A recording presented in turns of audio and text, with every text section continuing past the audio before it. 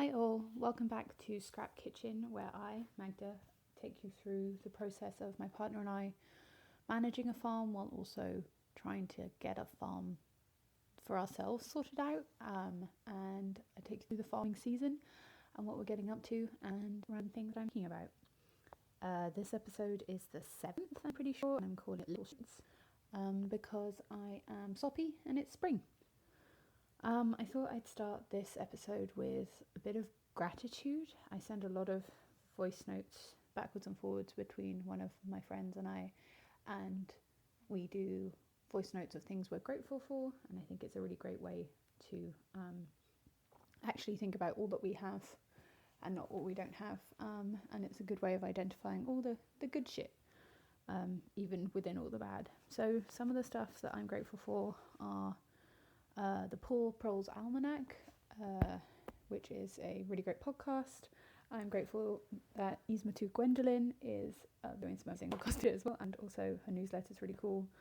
I'm grateful that when I talked to my partner's friend's girlfriend yesterday, she was like, oh, there's like the nurses where she's working are trying to unionize, and she was like, I saw some real bullshit union busting propaganda and I thought of you, and I love that I'm associated with being pro-union in the circle of people that I move in, because I am, and that also that their whole hospital is trying to unionize. Like, that's pretty amazing. I'm really grateful for the book recommendations I got from hanging out with people. I'm grateful for the farm team, most of whom came back this year, which feels really amazing to be working with the same people for a second year in a row. And I'm grateful for moving my body more than I have. We're really starting to kick off the farming season, and it's great to feel back into all the stretching and moving and carrying that we have to do.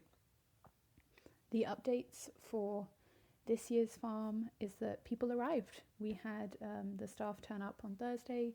We talked them through the plan for the year. We talked them through something called the Wheel of the Year, which I'll probably talk about some other time. And then we walked them around the farm and showed them all the systems that we'd been improving over the winter, and all the signs we've been putting up and laminating. Got a couple rounds of applause. Yeah, no big deal. Were they sarcastic? Maybe. But we were really, loving it. We did a lot of seeding, a lot of seeding.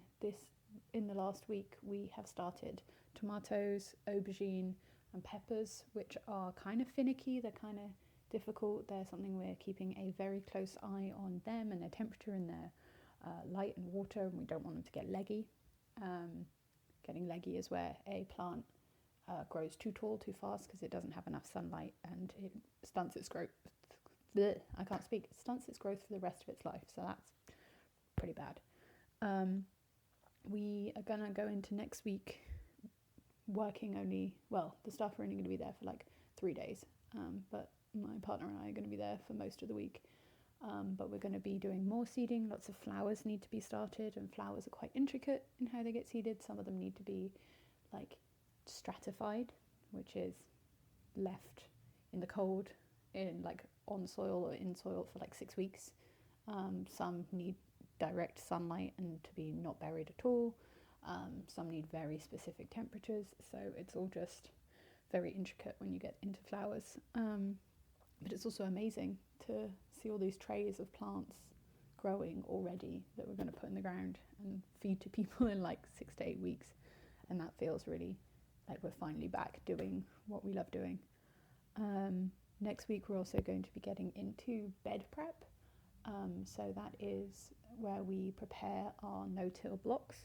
Our blocks are 100 feet by 100 feet.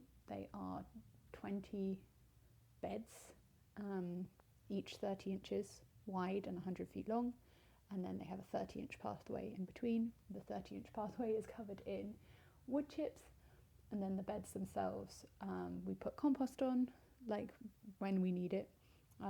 Sometimes we put other fertility down, certain rocks or alfalfa pellets, which are also organic.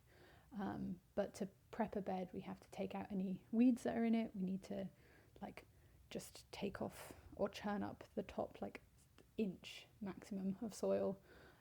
Sometimes we need to aerate it, which means we use a broad fork, which is lots of tines that you then stand on and like pull back into the earth to like get air really low down into the soil.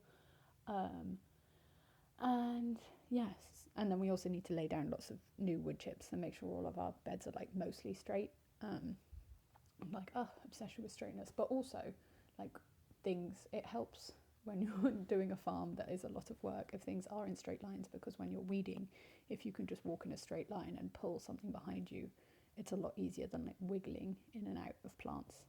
So yeah, only time I will be like, woo, straightness. Yeah, so we got a lot of that coming up, and it's really exciting. It's really, really good. We will also be seeding things directly into the ground next week, so that's some carrots and some turnips and radishes, and that is just, it feels like spring once you're seeding stuff outside. That is very exciting. Yeah. For our future farm, we've been working on the business plan. We've got some of it done, some of our history, some of our vision. We're going to be working on more of it, but it's bringing up a lot of interesting questions about like what our ultimate aims are within the farm, and why we want to do stuff or what we want to do. I think it's cool to talk over. So that's all we're really doing at the moment on that. Yeah, that's it. That's all that's going on. Yeah, kind of a hectic week. I mean, it's a heavy time in general, but there are good small bits of light in between all of this. I hope you all have a great week. I hope all of this makes sense, and if it doesn't, like, shout at me in the comments, okay? Bye.